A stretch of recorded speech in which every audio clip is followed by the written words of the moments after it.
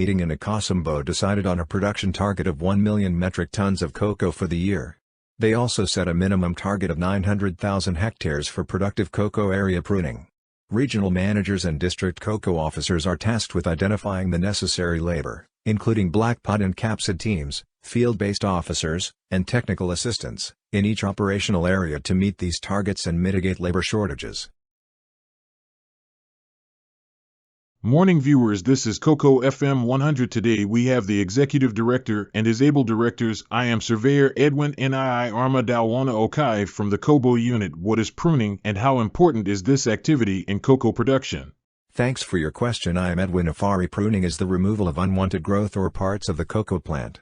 It is an important agronomic practice that is needed to optimize productivity and facilitate field operations.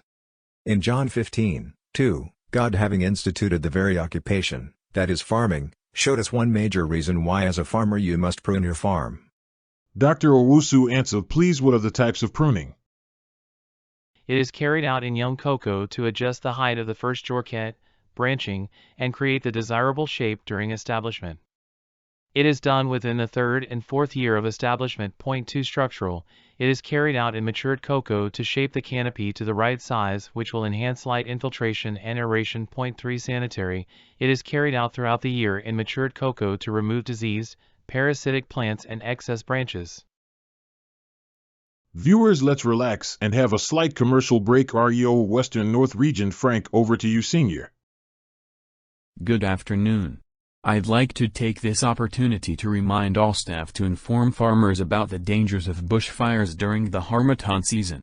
Welcome Deputy Director Agronomy Mr. Samuel Ankama. What are some of the benefits of pruning? There are also some of the benefits we stand to gain when we prune our cocoa farms. It provides shape to the plant. It makes access through the farm and farm operations easy. It controls mistletoes and the spread of insects pests. It further improves air circulation in the farm and as a result reduce the incidence and spread of fungal diseases such as black pod. It opens the canopy to allow more light into the farm. Enhances flowering. Maximizes the nutrient distribution towards pod formation and development. Improve the micro and macroclimatic condition of the cocoa ecosystem. Helps to reduce the cost of chemical control of pest and diseases of cocoa. What are some of the tool and equipment needed for pruning? Cutlass or machete. NB.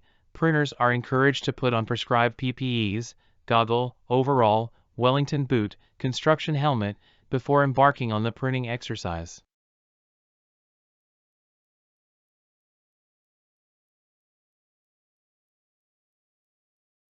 What are some of the tool and equipment needed for pruning? Is CocoBot doing mass pruning this year? CocoBot is encouraging, training and assisting both individual and/or group of farmers to do their own pruning this year. In what way or by what means is CocoBot supporting the exercise this year? CocoBot through CHED will be training hundreds of volunteer pruners within cooperatives and groups to support exercise.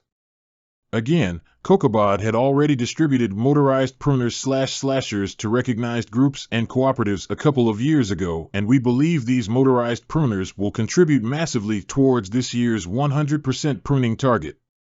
Monitoring, supervising, and providing technical support to both individual and groups of farmers implementing the activity on their farms. Free supply of inducers. What are some of the indicators that shows that my farm needs pruning? Canopy closure. High humidity. Poor aeration and lamination in the farm. Early warning signs of black pod disease and insect pest attacks. What am I supposed to do before I start pruning on my farm? The farm should be weeded and well maintained before pruning exercise starts. After pruning, what other assistance, if any, are we likely to get from CocoBot? Producers and other inputs that will improve the flower population to pave the way for artificial pollination.